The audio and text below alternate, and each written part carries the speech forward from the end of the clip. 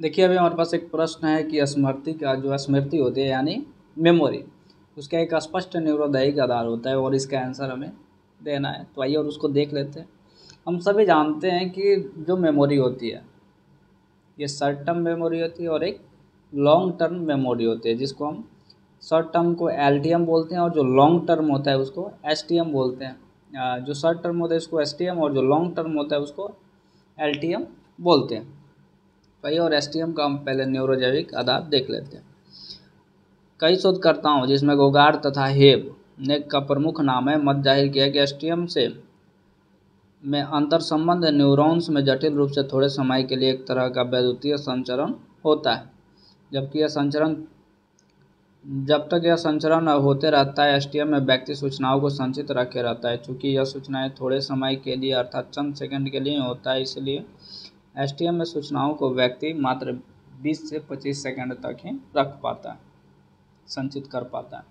इस सिद्धांत के समर्थन को कुछ प्रत्यक्ष तथा अप्रत्यक्ष सबूत उपलब्ध हैं। अधिक प्रत्यक्ष सबूत उन अध्ययनों में मिलता है जिसमें शोधकर्ताओं ने पशुओं के मस्तिष्क को एलेक्ट्रोड से उत्तेजित किया और पाया है कि विभिन्न उद्दीपकों पर ध्यान देने से वैद्युतीय क्रियाओं के विभिन्न संरचित पैटर्न दिख पड़ते हैं। अप्रत्यक्ष सबूत कुछ है वैसे अध्ययनों से प्राप्त होता है जिसमें देखा गया है कि वैसी घटनाएं जैसे सिर पर जोर से मार देना, कार्बन मोनोऑक्साइड से प्रभावित हो जाना या तीव्र स्मृति विलोप से ग्रसित हो जाना आदि, जिनमें तंत्रिकीय क्रियाएं दब जाती हैं तथा उनमें फिर न्यूरॉन्स असंगत रूप से उत्तेजित होने लगता है, से एसटीएम की सूचनाएं लुप्त हो जाती है। इस तरह दोनों तरह के सबूतों से स्पष्ट हुआ है कि एसटीएम में अल्प अवधि के लिए वैद्युतिक आवेग प्रवाह होती है जो स्मृति चिन्हों को जीवित रखती है। दूसरा है एलटीएम का न्यूरोजैविक आधार। आइए देख लेते हैं। एलटीएम की स्मृति अधिक स्थायी होती है, फलस्वरूप इस पर कुछ कारकों जैसे हल्का रंग से मस्तिष्क पर चोट लगना, हल्का ढंग से या फिर वैद्युतीय अपेक्षी आघात आदि का, जिससे तंत्रिकीय क्रियाएं अस्थायी तौर पर लुप्त हो जाती है, प्रभाव नहीं पड़ता है। अतः एलटीएम द्वारा न्यूरॉन्स का आपस में संचरित करने का तरीका या ढंग में सापेक्ष रूप से अस्थायी परिवर्तन होने का आभास मिलता है। आधुनिक विचारों के आधार पर एलटीएम के स्मृति चिन्हों में व्यक्ति संधि स्थलों पर निम्नलिखित दो तरह के परिवर्तनों का होने का सबूत मिलता है। पहला होता है हमारा संरचनात्मक सबूत या संरचनात्मक परिवर्तन, स्ट्रक्चरल चेंज। संरचनात्मक परिवर्तन से तात्पर्य संधि स्थल पर पाए जाने वाले संरचनाओं जैसे कोशिका झिल्ली, शाखिका, एक्सॉन आदि में परिवर्तन से होता है। जैसे टेलर एवं डिस्ना ने अपने अध्ययन के आधार पर बतलाया है कि किसी चीज़ को सीखने के बाद विभिन्न तरह के न्यूरॉन्स की शाखाओं की संरचना इस ढंग से परिवर्तन हो जाता है कि न्यूरोट्रांसमीटर के प्रति उनकी अनुशीलता जो है ये वृद्धि हो जाती है। कभी कभी शाखाओं में कुछ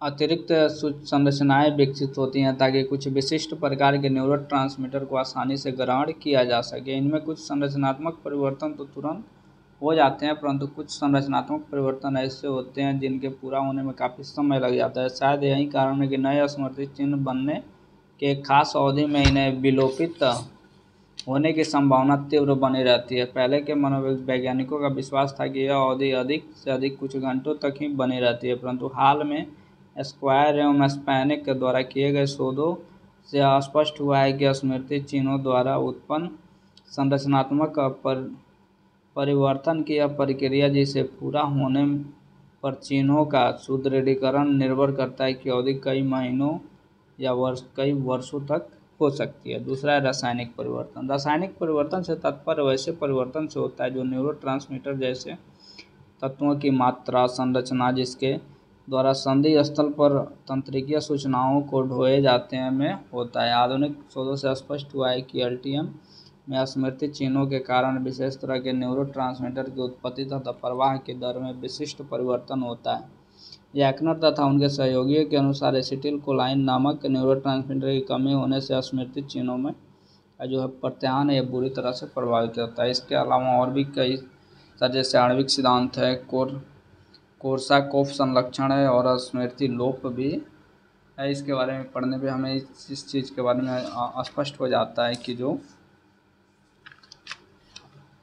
स्मृति है इसके कुछ विशिष्ट जो है या स्पष्ट न्यूरोजैविक आधार है जिसका पता कई सारे शोधों से चल चुका है। आधुनिक शोधकर्ताओं के विचारों से एक जगह संग्रहण करते हुए स्क्यूर ने कहा है सचमुच में मस्तिष्क के भीतर दो भिन्न संचयन तंत्र है। एक तरह के तंत्र में सारी सूचनाओं को संचित रखा जाता है जिसे दृष्टि, प्रतिमा, शाब्दिक प्रस्तावों के रूप में चेतन में लाए जाते हैं। इसमें प्रासंगिक स्मृति तथा अर्थगत स्मृति दोनों ही सम्मिलित होते हैं। इस तरह के संचयन तंत्र में घोषणात्मक स्मृति कहा जाता है। इस तरह के संचयन तंत्र थैलेमस तथा लिम्बिक तंत्र के विशिष्ट संरचनाओं जैसे हिप्पोकैम्पस आदि में अवस्थित होते हैं। दूसरा संचयन तंत्र वह है जिसमें सारी सूचनाओं को संचित किया जाता है जो व्यक्ति के चेतन में सीधे पहुंच नहीं होता है। प्राय ऐसी सूचनाएं व्यक्ति में आवाज़ तथा अनुबंध से उत्पत्ति होती है, जैसे कार चलाने, साइकिल चलाने से उत्पन्न अनुभूतियाँ इसी श्रेणी में अनुभूति होती है। इस तरह से संचयन तंत्र को कार्य विधि स्मृति भी कहा जाता है।